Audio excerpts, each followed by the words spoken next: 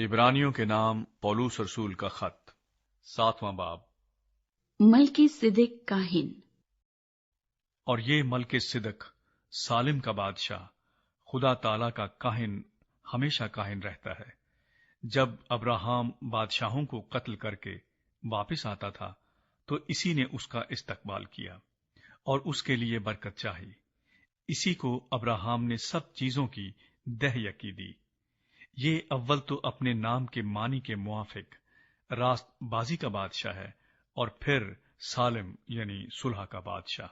ये बेबाप, बेमां, बेनसब नामा है, ना उसकी उम्र का शुरू न जिंदगी का आखिर, बल्कि खुदा के बेटे के मुशाबे ठहरा। बस गौर करो कि ये कैसा बुजुर्ग था जिसको कौम के बुजुर्ग अब्राहम ने लूट के उम्दा से उम्दा माल की दहयकी दी।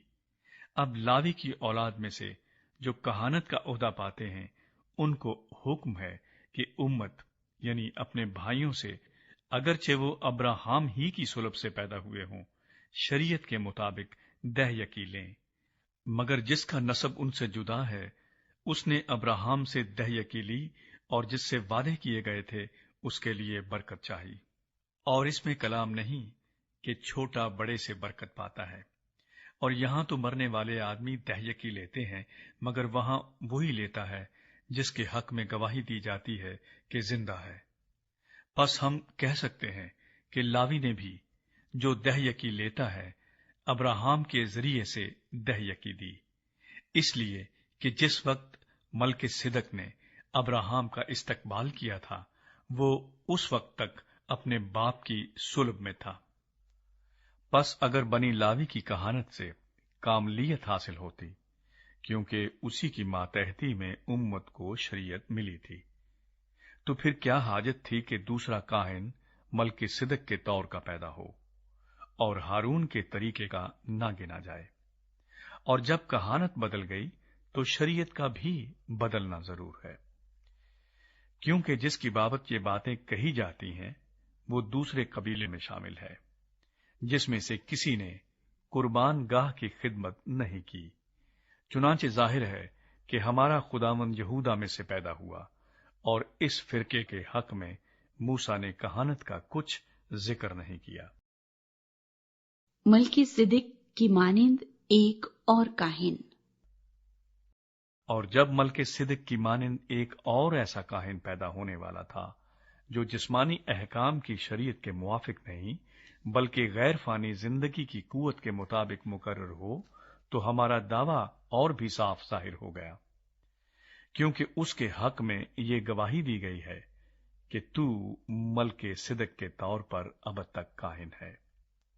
गर्ज पहला हुक्म कमजोर और बेफायदा होने के सबब से मनसूख हो गया, क्योंकि शरीयत ने किसी चीज को कामिल नहीं किया और उसकी जगह एक बेहतर उम्मीद रखी गई जिसके वसीले से हम खुदा के नजदीक जा सकते हैं।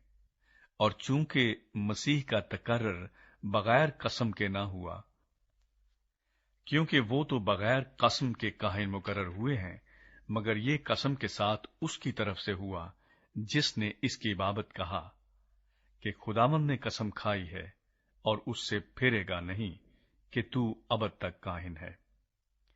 इसलिए यस्सु एक बेहतर अहद का जामिन ठहरा, और चूंकि मौत के सबब से कायम ना रह सकते थे, इसलिए वो तो बहुत से काहिन मुकर्रर हुए, मगर चूंकि ये अबद तक कायम रहने वाला है, इसलिए इसकी कहानत लाजवाल है। इसीलिए जो उसके वसीले से खुदा के पास आते हैं वो उन्हें पूरी पूरी नजात दे सकता है, क्योंकि वो उनकी शफात के लिए हमेशा जिंदा है।